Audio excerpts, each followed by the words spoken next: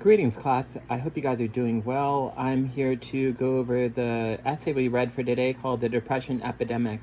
And the essay starts with talking about Robin Williams, and I do stand-up comedy, and I know that his death really affected me. I've known people who worked with him, and I know Robin Williams had a long history of depression, and I think he just learned he had Parkinson's, and he didn't want to deal with that later in his life, and he killed himself. And one thing to note is that's just a really powerful hook and a very strong way to start the essay. One thing we're going to have to do in our mental health essay, we're going to have to cite statistics. We're going to have to address problems, and I think this essay has some pretty good problems for us to look at. One, it has a lot of good statistics.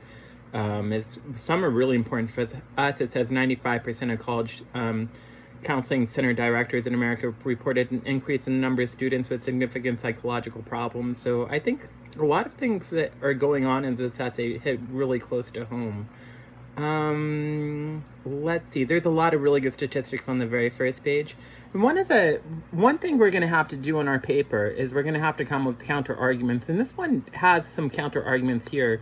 It basically is saying that what we do when somebody has depression is we medicate them. And medication can only go so far. And for some people it can work really, really well, but it doesn't really treat the issue.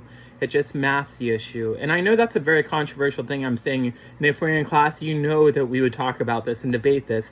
However, I'm just going to leave that there. I think it's a pretty powerful statement that they're making. One of the things this essay talks about that I find really fascinating, we are going to have to look for solutions in our paper for mental illness. And some of the beginning solutions, I like them. I just think they're too weak to really hone into solutions. They do have some good solutions near the end that I'll point out. But one of the things the essay says is that mood science could help. And mood science works like this, is putting ourselves in a better environment or a better state of mind to really handle our depression.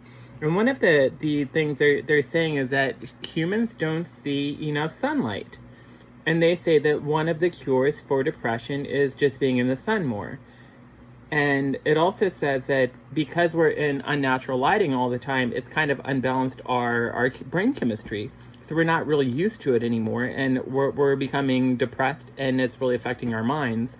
And they even say in a place like San Diego, they actually mention San Diego in the essay. I think it's on the third page up at the top. It says, in San Diego, it was discovered that the average person received 58 minutes of sunlight a day. Sunlight has vitamin D, and it can make you happy. And I know in San Diego, some of us do spend a lot of time outside. I don't want to overgeneralize, but we work so hard in the city because it's so hard to live here that it's really hard to be outdoors and spend time outdoors. The average American today is working 48 hours a week. So it's just hard to be out in the sun, and maybe that's contributing to some of our sadness. Maybe some of that's contributing to our depression. However, I will run counter to this a little bit. I think that, I don't know if that's a good answer. I think it can help, but if you are really, really sad, you just lost your job, you just lost your spouse, you could stay out in the sun for months and it may not help you. So on a level, I like what he's saying, but on a deeper level, I don't think it's that good of a solution. And I'm not saying it's not a good solution, don't get me wrong. I just don't think it's a deep idea.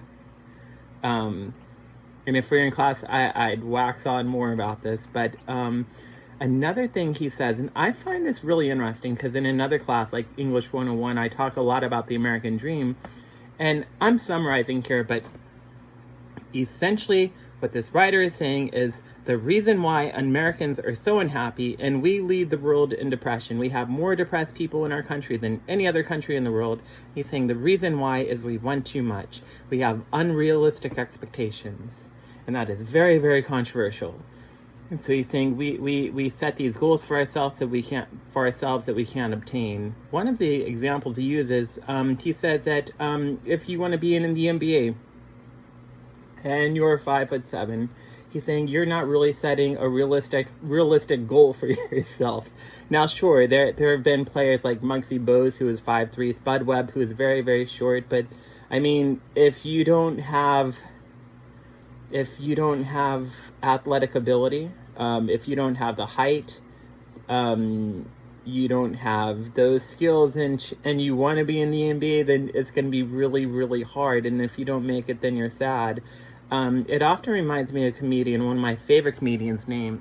His name is Jim Gaffigan. You probably have heard of him, seen him. He's hilarious.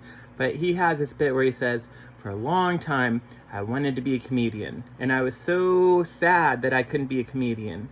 And today he's like, I'm one of the biggest comedians in the world, and I'm still really sad because now I want to be an actor, and nobody will hire me for acting roles. So it seems like we just want so much, and when we don't get it, we're not happy. And what we have to do is we have to come up with realistic expectations for ourselves. And this would be a great classroom conversation. I'm just putting the ideas out there. I'm not debating. I'm letting you guys think about this. But the author also mentions, he's like, I majored in history and I was planning on being a historian. He's like, I shouldn't have done that. So what he had to do was he had to diversify. He had to rethink what he was doing, and he had to put a lot of eggs in different baskets in order for him to really become happy that what he was looking at for his lifelong goals weren't necessarily attainable, and they weren't going to make him happy. He had to lower his standards and set smaller standards and achieve those in order to be happy.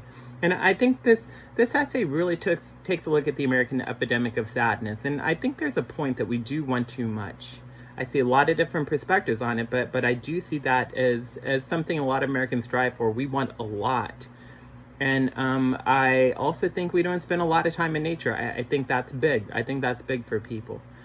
And I'm going really, really quick. If I do too long of a YouTube video, it's going to take me 3 hours to download.